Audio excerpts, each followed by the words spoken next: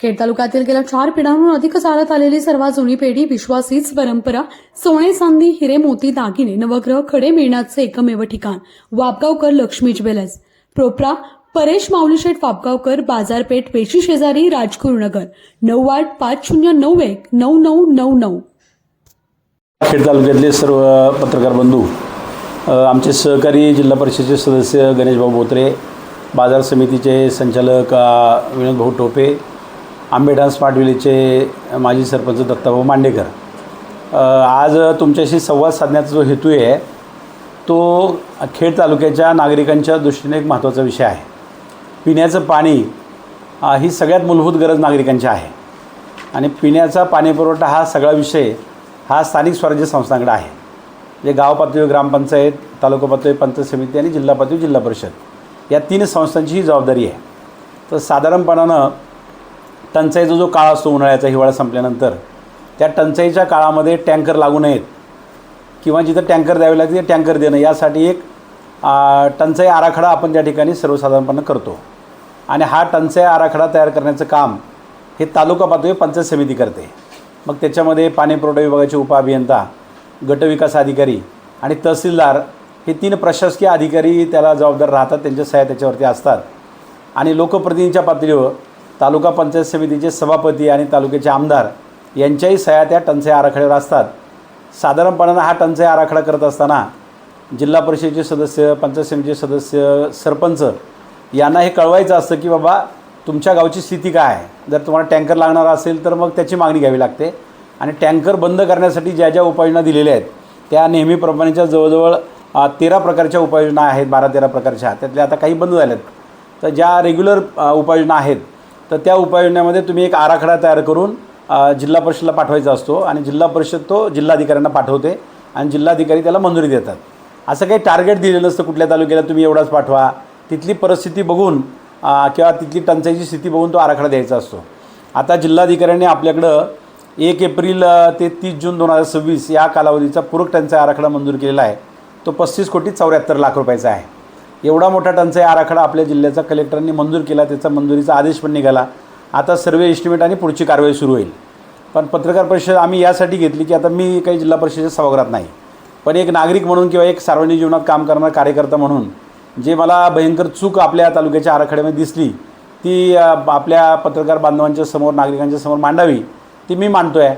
आणि नंतर मग गणेशभाऊ बोत्रे असतील किंवा जिल्हा परिषदेचे पंचायत समितीचे सदस्य त्यांच्या सभागृहामध्ये त्याच्याबद्दल आवाज उठवतील।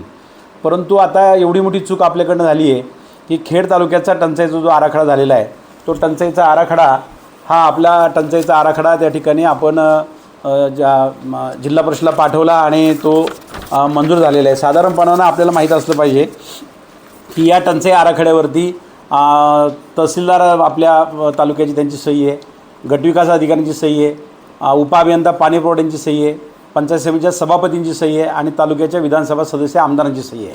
एवढे सगळे जबाबदार महत्त्वाचे व्यक्ती या आराखड्यावर सही करतात। असं असताना या आराखड्यामध्ये आपल्या तालुक्यातली जी स्थिती आहे ती आपण जर बघितली तर अनेक उपाययोजनांमध्ये काही आपल्या तालुक्यात सुचवलं गेलं नाही, कारण एकतर लोकप्रतिनिधीशी चर्चा केली नाही, संवाद केला नाही। म्हणजे आपण जर बघितलं तर एकंदरीत जिल्ह्याचा आराखडा पाहिला तर समजा आपण एक उदाहरण घेऊ, आंबेगावच्या आराखड्यामध्ये त्यांनी काहीच मागितलं नाही। तर का नाही मागितलं तर त्यांनी टँकर पण मागितले नाही, एकही टँकर त्यांनी सुचवला नाही, मग तिथं उपाययोजनाची गरज नाही। पण आपल्या तालुक्यामध्ये साधारणपणानं 150 ठिकाणी आणि 150 टँकर लागतील, त्याच्यामध्ये 41 गावं आणि 109 वाड्यावस्त्या सुचवलेल्या आराखड्यामध्ये। इतक्या मोठ्या प्रमाणावर जिल्ह्यातल्या आपल्या तालुक्यानं त्या ठिकाणी टँकरची स्थिती आहे असं कळवलेलं आहे। मग एका बाजूला टँकरची स्थिती अशी असेल तर टँकर बंद करण्यासाठी किंवा टँकर लागू नये म्हणून ज्या उपाययोजना करायच्या असतात त्या उपाययोजनांमध्ये आपण काही काम केलं नाही। आता विंधन विहिरी आहे, आपण बोरवेल घेतो, आता एका बोरवेलला आता 80 ते 1 लाख रुपये लागतात, 80,000 ते 1 लाख रुपये लागतात। आता ग्रामपंचायतची क्षमता उत्पन्न पश्चिम पट्ट्यातल्या कमी आहे, त्याच्यामुळे त्या करू शकत नाहीत। विंधन विहीर कुपनलिका घेण्यामध्ये पुणे जिल्ह्यामध्ये 1461 विंधन विहिरी मंजूर झालेल्या आहेत आणि आपल्या तालुक्याच्या सरासरी किती पाहिजे, 10 विधानसभा आहेत। मग आपला तालुका 100-150 विंधन विहिरी, कारण ज्यावेळेला तुम्ही 150 वाड्यावस्त्या, गाव वाड्यावस्त्या सुचवता त्यावेळेला त्या प्रमाणामध्ये जर तिथं काही ठिकाणी सर्वे केला असता आणि बोरवेल सुचवले असते तर काही ठिकाणचे टँकर बंद झाले असते। आपल्या आराखड्यामध्ये फक्त त्या ठिकाणी ही आराखड्याची कॉपी आहे, फक्त 10 विंधन विहिरी आपल्या तालुक्यामध्ये सुचवण्यात आलेल्या आहेत। मोठ्या प्रमाणात लोकांची मागणी आहे. कमी पैशामध्ये त्या ठिकाणी उपाययोजना सगळ्या झेडपी पंचायत समितीची एखादी मिटिंग घेता आली असती, पत्र देता आलं असतं, ग्रामसेवकच्या ग्रुपवर माहिती टाकता आली असती आणि एवढ्या मोठ्या प्रमाणावरती गरजेची कामांची लिस्ट करता आली असती. त्यांनी तशीच सही केली, काही बघितलेलं दिसत नाही. मी उपसभापती परवा मला मंगेश सावंत एका कार्यक्रमात भेटले. मी त्यांना विचारलं टंचाई आराखडा, ते मला माहीतच नाही. आता गणेश भाऊ इथं आहेत, त्यांना मी विचारलं कुणालाही टंचाई आराखडा केलेला पंचायत समितीने माहीत नाही आणि तालुक्याच्या विद्यमान आमदारांनी देखील याच्यावर सही केलेली आहेत. आमदार महोदय देखील जिल्हा परिषदेचे सदस्य होते, त्याने अनेक टंचाई आराखडे पाहिलेले, त्यांना याचा अनुभव आहे.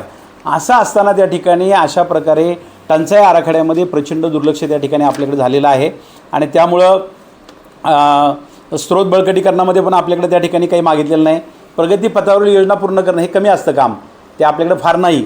परंतु नळ पाणी पुरवठा योजना दुरुस्ती, विंधन विहिरी आणि त्या ठिकाणी स्रोत बळकटीकरण या उपाययोजनांमध्ये आपल्या तालुक्याला खूप चांगला निधी मिळाला असता. आणि याला असं काही नाही की विरोधी पक्षाचे आमदार म्हणून त्या तालुक्याला निधी मिळत नाही. टंचाई आराखड्यामध्ये काही पाहिलं जात नाही. गरजेप्रमाणे आराखडा येतो तसाच जिल्हा परिषद पाठवते, कलेक्टर त्याला मंजुरी देतात.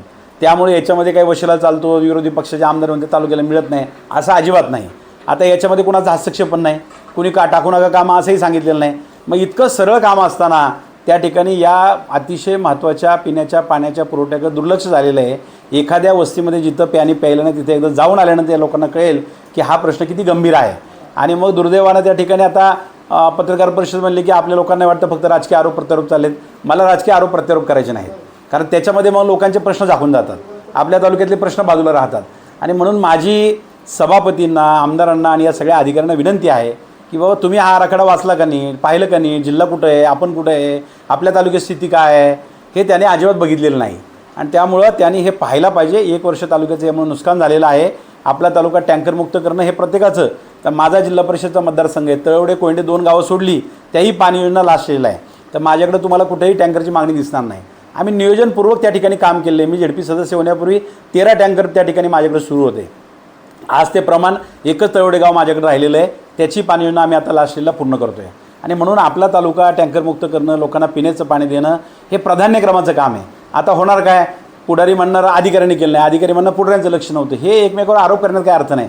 तुम्ही ज्यावेळी याच्यावर सही करता आराखड्यावरती आणि याच्यावर प्रत्येक पानावर सही या, तुम्ही असं काही समजू नका प्रत्येक पानावर सही आहे. तुम्ही जिथं नळ पाणी पुरवठा योजना दुरुस्ती म्हणले निरंक, तिथं पण सही आहे. म्हणजे तुम्ही निरंक मानताय तालुका अख्खा की आम्हाला गरज नाही 1 रुपयासुद्धा पाणी योजना दुरुस्तीची. एका बाजूला जलजीवन मिशनची योजना गाजताय बंद म्हणून, दुसऱ्या बाजूला प्यायला पाणी नाही, तरी तुम्ही निरंक मानताय आणि त्याच्यावर सहाय्य करताय. म्हणजे हे इतकं जर आपण वरवरपणानं काम करणार असू, उथळपणानं काम करणार असू तर याच्यामध्ये तालुक्याचं नुकसान आहे. आणि म्हणून त्या ठिकाणी हे बघा तक्ता तुम्ही बघितलं तर निरंक आहे आणि त्याच्यावरती सह्या आहे, सगळ्यांच्या प्रत्येक पेजवर सह्या असतात. म्हणजे इतक्या गंभीर बाबीकडे दुर्लक्ष करून नुसते एकमेकावर आरोप करून त्या ठिकाणी काही होणार नाही. आपल्या तालुक्याचं याच्यात नुकसान झालेलं आहे. तर माझी आता प्रशासनाला त्या ठिकाणी विनंती आणि आव्हान पण राहणार आहे की आमचे सदस्य सभागृहामध्ये याच्यावर तुम्हाला जाब विचारतील. आम्ही वरिष्ठांकडे पण तक्रार करू की या अधिकाऱ्यांनी पिण्याच्या पाण्याच्या विषयाकडे दुर्लक्ष केले. टंचाई आराखडा हा अतिशय चुकीचा केलेला आहे. त्यामुळे जे जबाबदार याला आहेत त्या अधिकाऱ्यांवर कारवाई करावी अशा प्रकारची मागणी. आता आपल्या राजगुरुनगर शहराच्या अगदी जवळ म्हणजे शिरोलीमध्ये पुणे नाशिक महामार्गालगत भव्य 3 मजली इमारत भाड्याने देणे आहे. तर आता आपल्या हॉस्पिटल, बँक, पतसंस्था, शालेय अभ्यासिका किंवा अन्य अनेक महत्त्वाच्या गोष्टींसाठी तब्बल प्रत्येकी 2500 स्क्वेअर फुटाचे 3 मजले भाड्याने देणे आहे. तर आजच संपर्क करा. वस्ताद मुन्नाभाई शेख, 94 23 22 8007, 89 75 62 21 83.